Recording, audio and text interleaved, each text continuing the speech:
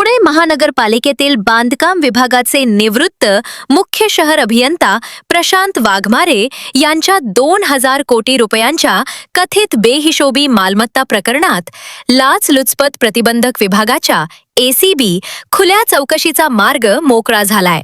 मुंबई उच्च न्यायालयानं तत्कालीन महापालिका आयुक्त सौरभ राव यांनी दिलेला चौकशीस मनाई करणारा आदेश रद्दबातल ठरवलाय. मे 2016 मध्ये वाघमारे यांच्या विरोधात एसीबीकडे तक्रार दाखल झाली होती. प्राथमिक गुप्त चौकशीनंतर खुल्या चौकशीसाठी परवानगी मागण्यात आली होती. मात्र 2019 मध्ये तत्कालीन आयुक्तांनी ती नाकारली होती.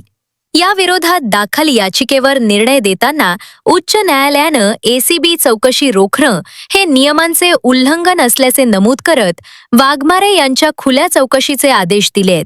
दरम्यान विधान परिषदेत आमदार सत्यजित तांबे यांनी उपस्थित केलेल्या प्रश्नाच्या उत्तरात सरकारनं या प्रकरणाची माहिती दिली असून तत्कालीन आयुक्त सौरभ राव यांच्या भूमिकेचीही चौकशी होणार असल्याचे स्पष्ट केले.